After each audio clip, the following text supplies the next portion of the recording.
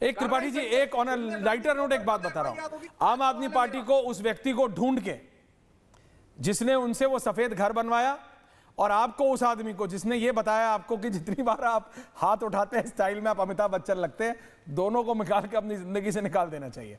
त्रिपाठी जी नहीं लगते अमिताभ बच्चन, हर 2 मिनट में आप स्टाइल से हाथ उठा लेते हैं, रिलैक्स करिए। विवेक एंड रोहित 1-on-1 बोलिए। विवेक जी, क्या प्रॉब्लम है वंदे मातरम से?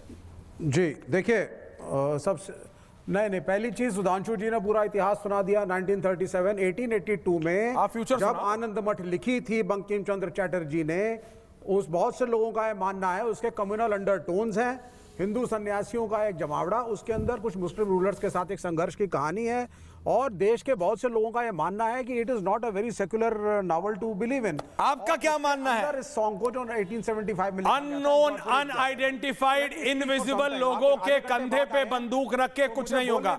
यही आपने जंतर मंतर पे किया था। मैं आपकी पूरी बात सुनूंगा, नाम लेके अपनी बात करो। अनआइडेंटिफाइड विवेक दादा, ये नहीं अनआइडेंटिटी नहीं दादा, आई एम सेइंग अनआइडेंटिफाइड। कुछ लोगों का मानना है, एक बहुत बड़े तबके का मानना है। स्पेसिफिकली बताओ। Good, specific 40 seconds to speak। I'll give you 90 seconds, आप सत्ता पक्ष के आप बोलने दीजिए जरा बॉस। सर मैंने किसको नहीं बोलने दिया, सबको बोलने दे रहा हूं। बोलिए सर, अनइंटरप्टेड प्लीज बोलिए। सीधी सी बात है सर, 1950 सुधांशु त्रिवेदी जी, 1950 में कॉन्स्टिट्यूएंट असेंबली के अंदर क्या हुआ था? क्या श्यामा प्रसाद, आप तो इंडिपेंडेंस के पहले की बात कर रहे हैं, आप मुस्लिम लीग की बात कर रहे हैं, आप जिन्ना की बात कर रहे हैं, मैं 1950 की बात करता हूं। श्यामा प्रसाद मुखर्जी जी का क्या स्टैंड था? इवन ही सपोर्टेड कि ये 2 स्टैंजाज ही रहें। क्यों? क्योंकि बाकी के स्टैंजाज बुत परस्ती का एक तरीके से एंडोर्समेंट है, उसमें माताओं के वर्णन है, माताओं के नाम है, माताओं की स्तुति है, जो कि हमारे सिख भाइयों को शायद ना हो। महावीर को जैन मानते हैं, उनके कल्चर में नहीं है। बुद्ध को मानने वाले निराकार कबीरपंथी, अब सिर्फ मुसलमानों की बात नहीं है। और अगर ये सेकुलर कॉन्स्टिट्यूशन इस देश का, जिसके अंदर लिखा गया है the government can not, the state government और the central government can not promote any one particular religion, और हम ये फोर्स भी नहीं कर सकते उनको जो एक कल्चर या पूजा पद्धति को नहीं फॉलो करते हैं कि उनको ये एक चीज फॉलो करनी पड़ेगी। तो ये कहीं ना कहीं ठीक नहीं है। आपने जबरदस्ती जो है बैकडोर से बिल आप पास कर देते हैं, चाहे फार्मर्स बिल हो, चाहे 4 लेबर कोड हो, चाहे ये हो, फिर आप कन्विंस करते हैं कि ये जो कोड ये है, ये देश के लिए अच्छा है, ये लोगों के लिए अच्छा है, लोग रिजेंट करते हैं। This has to change. हो गया प्रवचन इनका, सनातन परंपरा और भारत माता। Anurag Bhadauria and then Rohit. देखिए बहुत अच्छी बात बोली सुधांशु जी ने।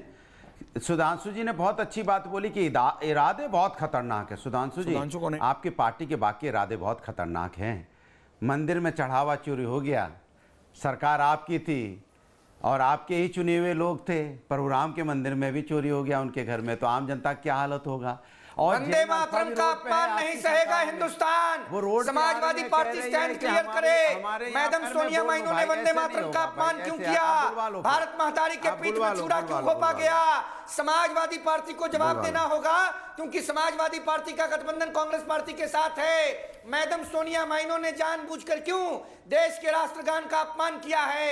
हिंदुस्तान के लोग जानना चाहते हैं श्रीमान अखिलेश यादव जी का स्टैंड इस पर क्या है? देश के सम्मान के खिलाफ क्यों अखिलेश यादव कांग्रेस के साथ खड़े हैं?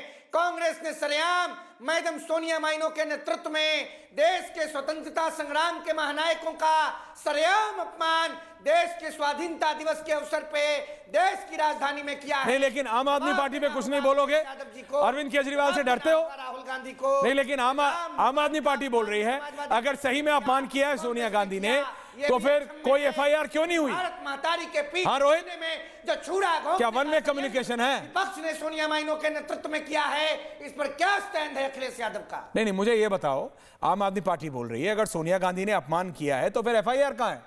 अगर राहुल गांधी ने अपमान किया है तो फिर एफआईआर कहां है? या तो वंदे मातरम का अपमान हुआ है या फिर नहीं हुआ है। हुआ है तो कोर्ट के हिसाब से एफआईआर होनी चाहिए। एफआईआर करूंगा दिल्ली पहुंच के। तो कहां? अभी तुम लंदन में हो, मैं दिल्ली पहुंच के, रूस में हो, न्यूयॉर्क में हो, कहां हो? मॉरिशस में हो, कहां हो? कहां हो? क्रेमलिन में हो, कहां हो भाई? सेंट ट्रोपे में हो, कहां हो? हिंदुस्तान में नहीं हो? 0 एफआईआर नहीं होती है, कुछ नहीं होता, ऐसे नहीं चलता, ऐसे नहीं चलता, ऐसे नहीं चलता। त्रिपाठी जी आ रहा हूं। Everyone on air, Ratnakar Tripathi of the Congress, everyone on air. Sudhanshu ji, Ratnakar ji, Vivek ji, बोलिए। Ratnakar ji, ending comments. Auto mute हो गया है गुरुजी, ऑटो म्यूट। सुधांशु जी, अगर आप किसी को देशद्रोही ठहरा रहे हैं तो मैं आपसे अपील करता हूं, आपकी गवर्नमेंट ने क्यों कहा है कि खाली सरकारी समारोहों में और पाठशालाओं में गाया जाएगा? क्यों नहीं उसको देशद्रोह कर दिया? और अगर ये चीज न गाना देशद्रोह है ना, तो सबसे पहले जस्टिस चिन्नप्पा और जस्टिस MM दत्त देशद्रोही हैं, जिन्होंने बिजॉन एनिमल केस में 1986 में कहा कि ये संविधान का 19 जो धारा है 19(1)(a) इस बात की अनुमति देता है कि आप चुप रह सकते हैं। क्योंकि आपको मैं चैलेंज कर रहा हूं कि आप जाइए, उसको तय कराइए कि सारा जिसने नहीं गाया हो देशद्रोही है, और आप आतंकवादियों को छोड़ने की बात मत बताइए। आपने तो 2022 में बिल्किस बानो जो गर्भवती थी उसके 11 बलात्कारियों को छोड़ा और पूरी भाजपा ने स्वागत किया। प्रिय दर्शकों, चेक कर लेना, बलात्कारियों का गर्भवती महिला के सिर्फ इसलिए कि मुसलमान थी स्वागत किया गया, और सुप्रीम कोर्ट ने 2024 में रिवर्ट किया। और उधम सिंह क्या थे? उधम सिंह क्या आपके हिसाब से देशभक्त नहीं थे? उधम सिंह जब 13 मार्च 1940 को लंदन में गिरफ्तार हुए तो उन्होंने अपना नाम बताया राम मोहम्मद सिंह आजाद। मोहम्मद लिया, हटाए ना मूर्ति आपने, शायद इसीलिए उसने बनारस में गिरजाघर में आपने मूर्ति हटा दी उनकी। उन्होंने जनरल डायर को मारा जिसने जलियांवाला बाग काम किया था। आपने गिरजाघर से उधम सिंह की मूर्ति हटाई इसीलिए कि उधम सिंह ने कहा कि मेरा नाम राम मोहम्मद सिंह आजाद है। इतनी नफरत है आपको देशभक्तों से, इसलिए कि आप देशभक्ति नहीं कर पाए और जनता की गलती से आपके हाथ में सत्ता आ गई है। Is it? 240 Navan Sharma, ending comments. Sudhanshu ji एक साथ जवाब देंगे सबका। आज Final. देश में सबसे बड़ा सवाल यही है कि अगर सोनिया गांधी जी और राहुल गांधी जी ने भारत माता वंदे मातरम का अपमान किया है तो उन पे FIR कब दर्ज होगी? हम इंतजार कर रहे हैं, सुधांशु जी इसका जवाब दें। और अगर वो नहीं करते तो ये देश के साथ क्लियर है कि इनकी मंशा है ही नहीं उनके ऊपर FIR दर्ज करने की, इनकी मंशा है ही नहीं, और ये खुद सम्मान नहीं करते वंदे मातरम का अगर ये FIR नहीं दर्ज करते। आज इस डिबेट में जाने से पहले इधर उधर की बातें घुमाने की बजाय सुधांशु त्रिवेदी जी ये बताएं कि राहुल गांधी और सोनिया गांधी पे FIR कब होगी, तब हम विश्वास करेंगे ये सीरियस है वंदे मातरम को लेके। ओके, विवेक जिनपिंग नॉन सीरियस है और केवल ये मुद्दों से भटकाने का काम कर रहे हैं। देखिए, डिबेट FIR की नहीं है। FIR करना ना करना मैटर नहीं करता। आप इंटेलेक्चुअली बताइए, एक ऐसी चीज जो बुत परस्ती को एंडोर्स कर रही है इस देश के अंदर, आप एक कल्चर, एक संस्कृति, एक पूजा पद्धति को सब पे ऊपर कैसे थोप सकते हैं? क्या ये सही है? क्या राष्ट्रगीत ऐसा होना चाहिए जो आधे से ज्यादा लोगों को एक्सेप्टेबल ही ना हो, और सिर्फ वो कानून के डंडे से आप फोर्स करें कि जबरदस्ती गाओ और नहीं गाओगे तो प्यूनिटिव एक्शन होगा? क्या यही देश रह गया है? क्या ऐसे ही राष्ट्रभक्ति होगी? क्या यही राष्ट्रवाद है? This is not the way. Sudhanshu Trivedi, ending comments. होना चाहिए जिसको सबको एक्सेप्टेबल हो। सुधांशु दादा, दैट्स व्हाट आई फील। देखिए शी जिनपिंग, विवेक भाई के अंदर कितना अविवेक भरा है और जो शी जिनपिंग के प्रभाव से भरा हुआ है उसका मैं अभी उत्तर देता हूं। भाई साहब, आप लोगों ने सबने बोला कि नहीं, किसी को माता मानने से, वो वंदना करने से धार्मिक भावना हाथ होती है। तो आपको पता है कि तमिलनाडु का स्टेट सॉन्ग क्या है? पता है किसी को? बताइए, किसी को पता है? ना, मालूम है, क्योंकि लड़ाई लगवाने के लिए सिर्फ वंदे मातरम बोलना है। वो है तमिल थाई वलतू, तमिल माता को प्रणाम। औकात हो किसी की तो बोले। गाया गया तमिलनाडु की असेंबली में, तो कांग्रेस चुप। आप बार अरे भावना हर कहां? विवेक जी काम डाउन। जो आंध्र प्रदेश का स्टेट सॉन्ग है उसमें भी तेलुगु माता को प्रणाम कहा गया। अरे उसमें नहीं होती है, भारत माता में होती है, क्योंकि वोट बैंक वहां पे हो रहा है। भारत का अपमान करके चंद कट्टरपंथियों को संतुष्ट करना है। और विवेक शी जिनपिंग जी साहब, आप अच्छी तरह सोचिए, आप कह रहे हैं बुद्ध में वो तो मानते नहीं है। भाई साहब, मूर्खता की पराकाष्ठा होती है। बाबा साहब अंबेडकर ने खुद लिखा है, writings and speeches of Baba Saheb Ambedkar, published by Maharashtra government 87, republished by ministry of social justice and empowerment January 2014, UPA सरकार में। उसमें चैप्टर नंबर 9 है, डिक्लाइन ऑफ बुद्धिज्म। उसमें लिखते हैं कि जो बुद्ध शब्द आया है अरबी में, यह बुद्ध का अपभ्रंश है, क्योंकि जब इस्लाम फैला तो सब तरफ सबसे ज्यादा एक ही देवता की मूर्ति थी, वो थी बुद्ध।